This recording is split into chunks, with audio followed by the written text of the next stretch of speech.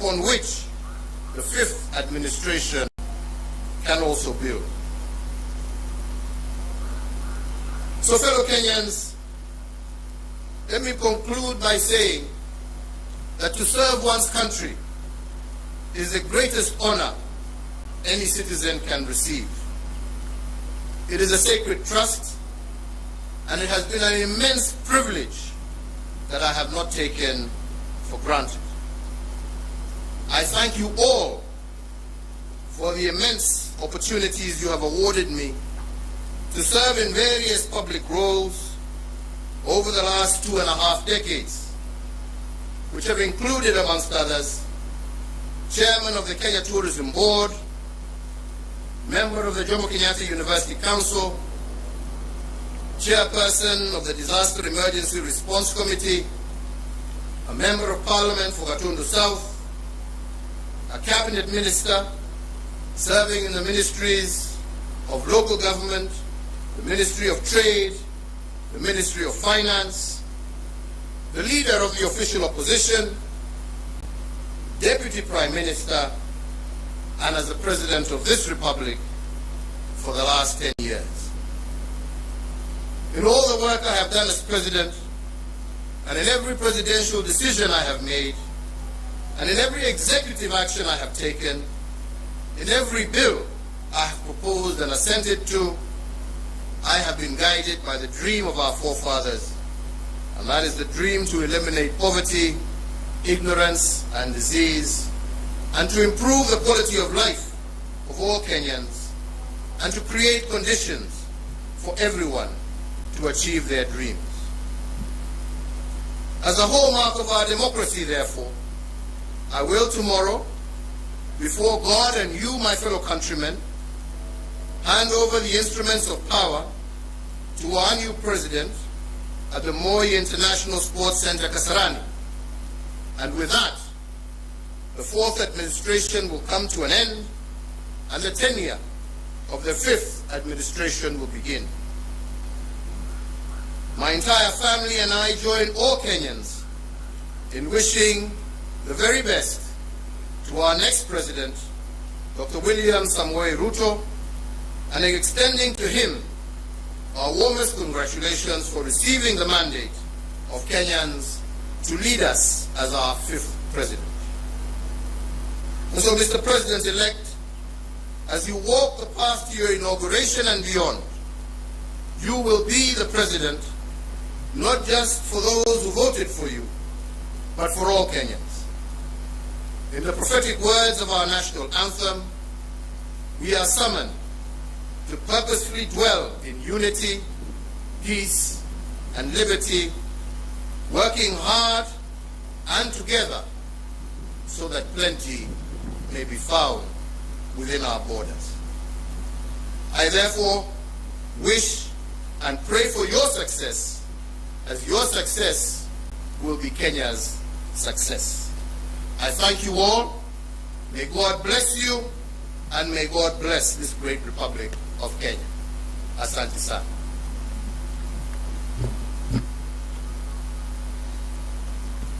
Thank you.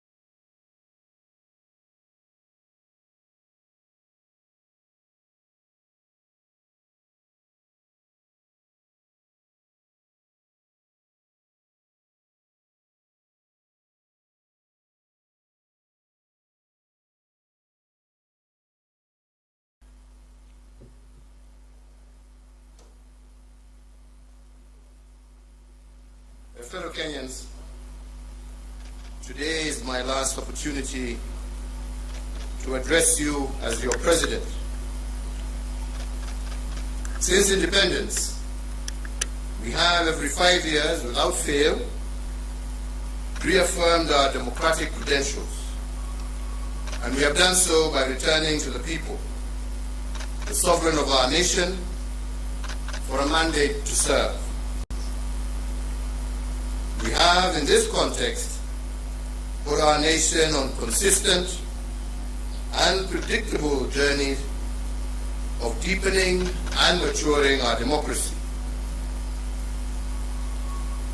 Tomorrow, I will emulate that honored tradition and hand over the mantle to my successor, Dr. William Samoei Ruto, and I am profoundly grateful for the honor and privilege that you bestowed upon me to serve as the 4th President of this great Republic of Kenya. In my service to you, the people of Kenya, I was supported by a cabinet, principal secretaries, holders of constitutional offices, security agencies, our ambassadors and permanent representatives in all our missions abroad, and indeed by all public servants. But most importantly, you, the people of Kenya, have walked with me each step of the way, cheering me, but also chastising me as the occasion dictated. To you all and to all those who have served with me during my tenure as President, please accept my immense and deep gratitude. So fellow Kenyans, tomorrow's inauguration, the last step in a process of electioneering, is a moment for us to come together as one people to pursue the promise of Kenya as destined by God. This afternoon, ahead of tomorrow's inauguration, I hosted the incoming President, Dr. William Samoei Ruto, here at State House, Nairobi. As you are all aware, the transition process commenced on the 12th of August, 2022, and over the last few weeks, the doors of State House and the Office of the President have been open to the technical teams from the Office of the President-elect so as to facilitate a smooth transition and handover of power. This afternoon's meeting between the President-elect and myself is the final step in that process.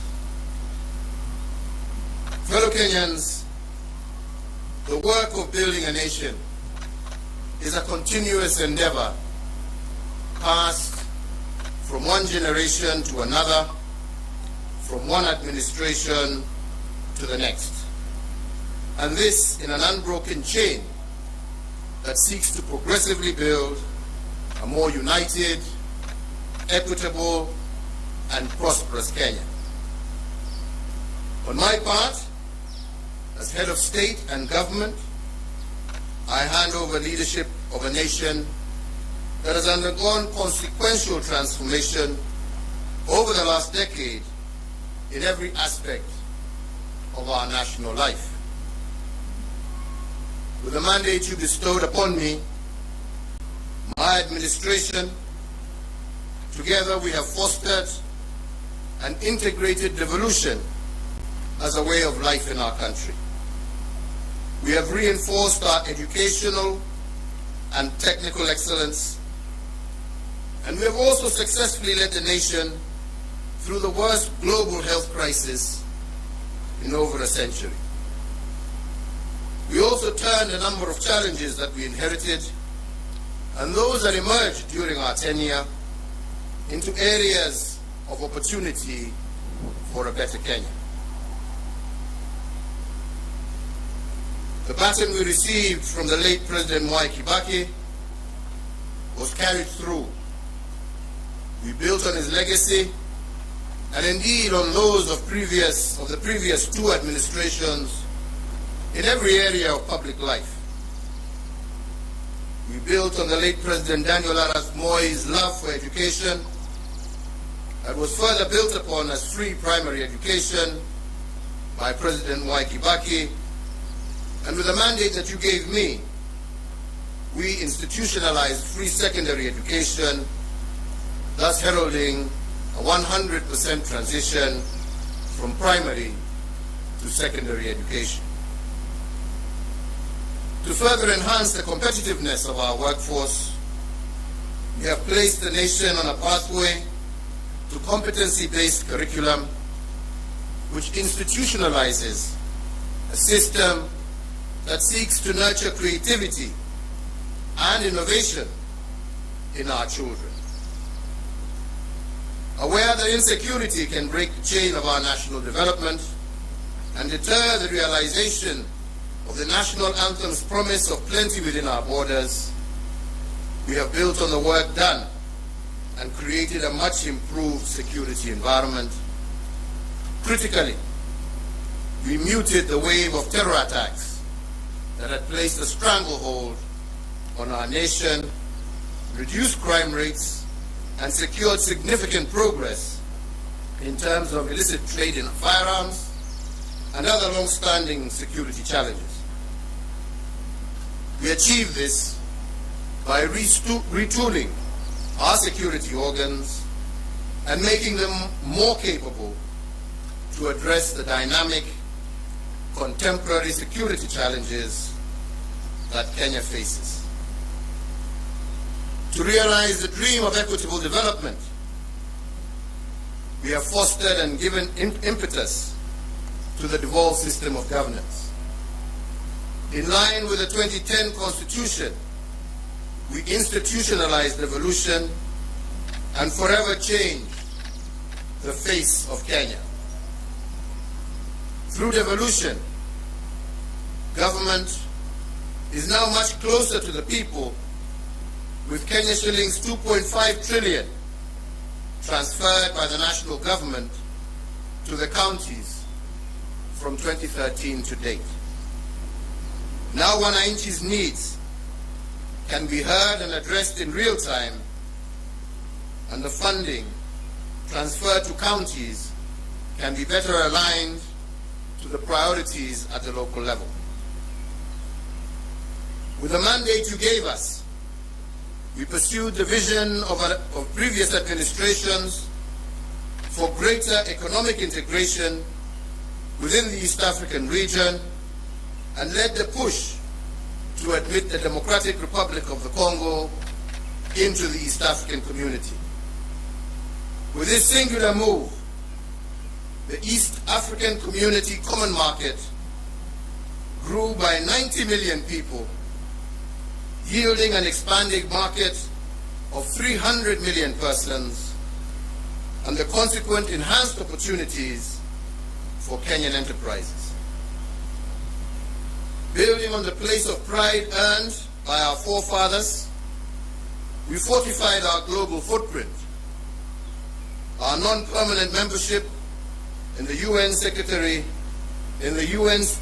Council has amplified Kenya's voice on international peace and security matters. Indeed, from 2013 to date, we have had over 100 inbound and outbound state visits, hosting heads of state and government from across the world, and Kenya is now a consequential voice and an undisputed leader in continental and global issues. This has enhanced opportunities for Kenyans in both the diaspora, but also within the international civil service.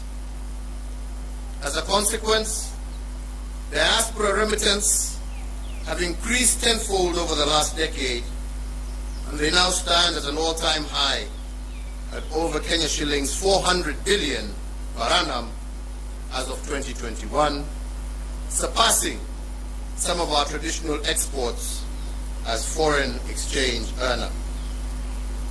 We have also built on the aspiration of the independence generation to foster inclusivity and gender parity. We have furthered the pioneering spirit of the second administration that elevated women leadership, and in an unbroken chain built on the progress made under the third administration, and we have vastly expanded women's participation in governance and significantly increased the number of women in cabinet and in senior ranks of government as well as our security organs.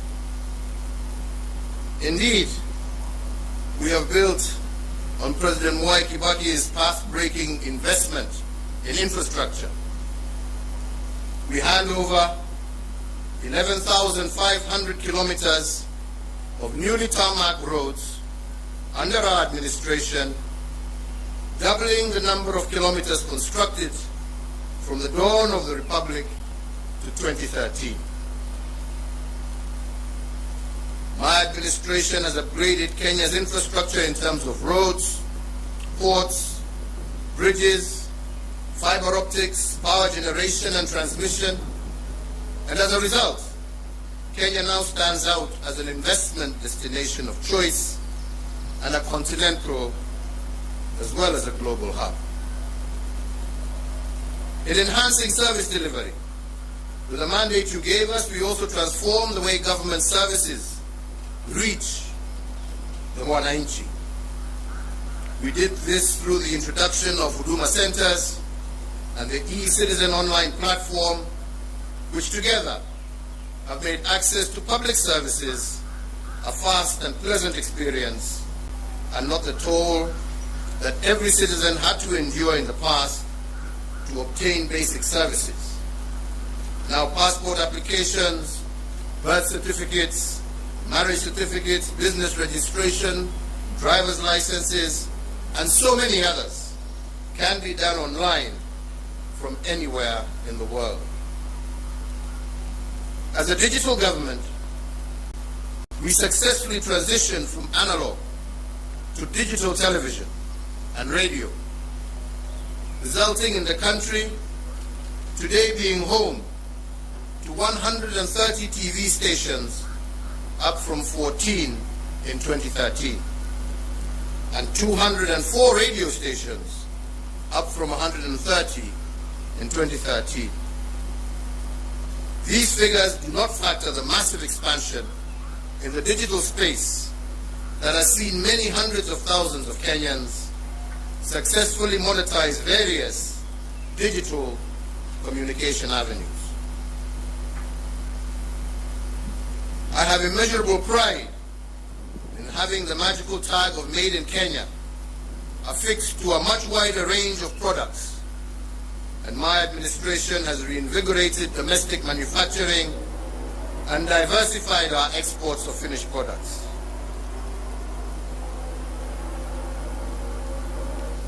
From my predecessor, President Mwai Kibaki, we picked up a country that was the 12th largest economy in Africa to its current position as Africa's 6th largest economy. We have almost tripled the wealth of our nation from a GDP of 4.5 trillion in 2013 to close to 13 trillion currently. Consequently, the income per capita also rose sharply from Kenya shillings 127,065 per person in 2013 to Kenya shillings 245,045 per person in 2021. This has seen Kenya graduate from a lower middle income country, and it is notable that if we continue on this growth trajectory, what this means is that by next year, we will join the league of truly middle income countries. In another milestone as a mark of the growth that we have experienced, our tax revenues have more than doubled from slightly above Kenya shillings 800 billion in the financial year 2012-2013 to Kenya shillings 2 trillion in the financial year 2021-2022. The dream of our forefathers was to rid the country of disease, ignorance, and hunger. And to bring the nation closer to this goal, in addition to the educational gains I highlighted earlier, we have connected more than 13 million Kenyans to clean water and registered a 400% growth in the number of Kenyans issued with NHIF cards, with 17.1 million Kenyans currently issued compared to 4.4 million issued as of April 2013. To enhance access to health care, we have constructed countrywide an additional 1,912 healthcare facilities across all levels of care, representing a 43% increase in the total number of public health facilities in the country.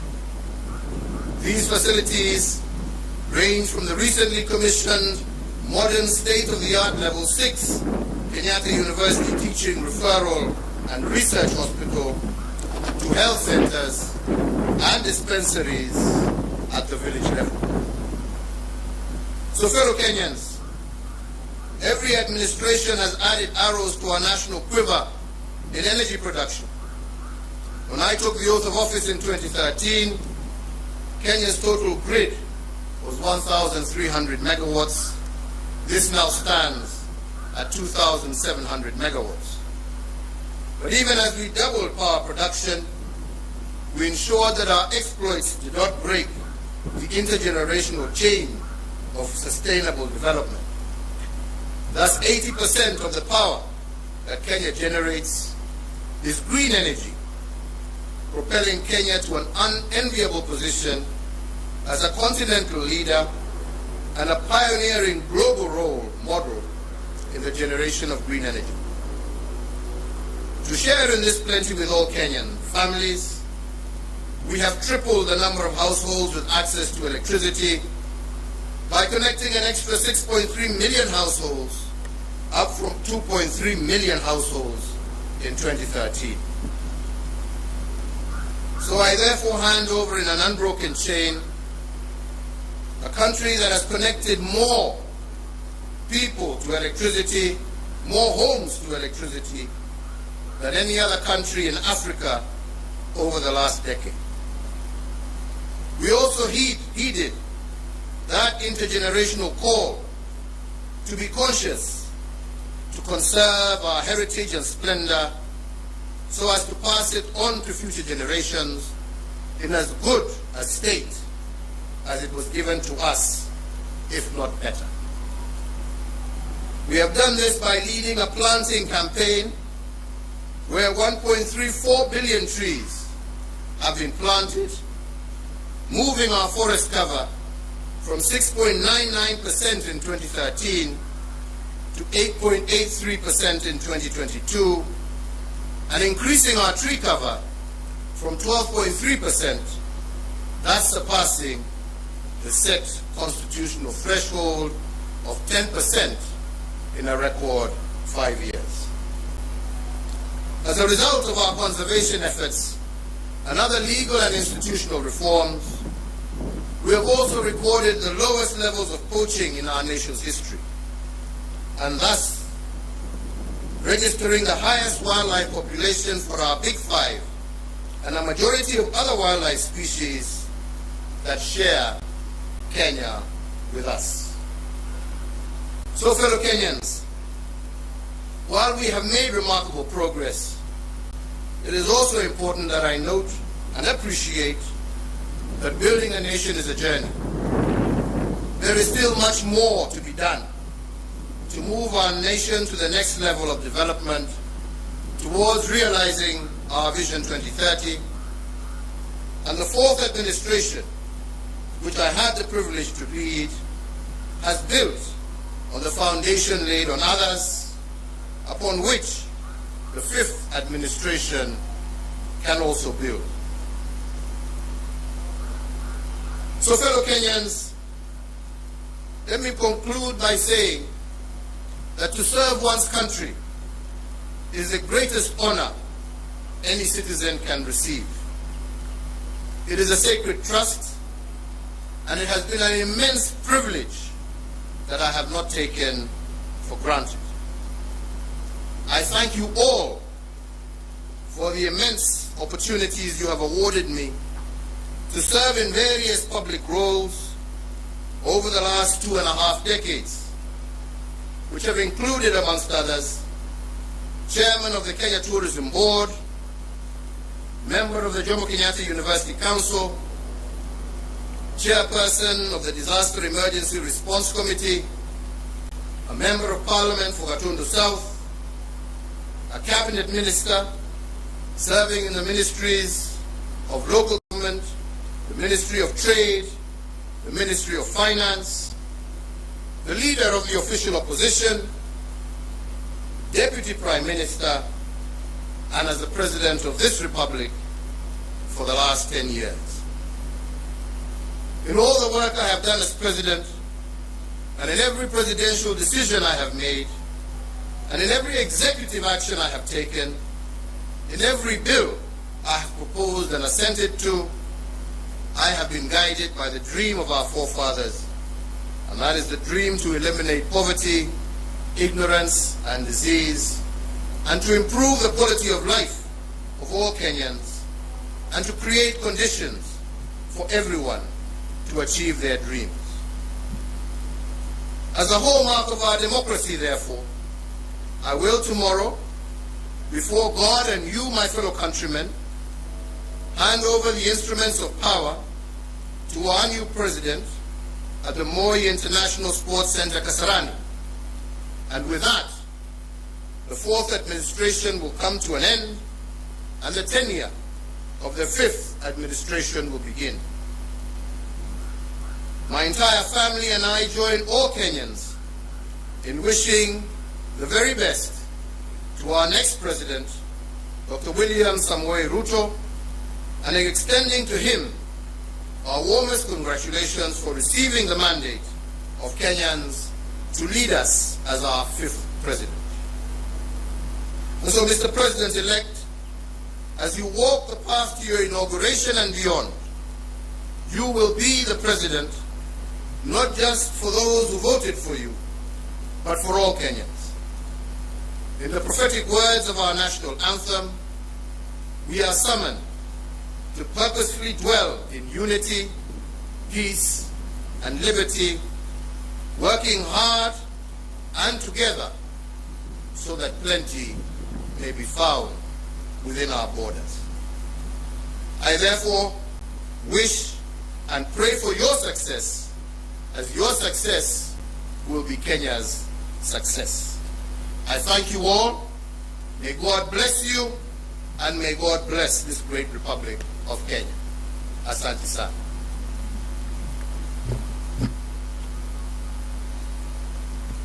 Thank you.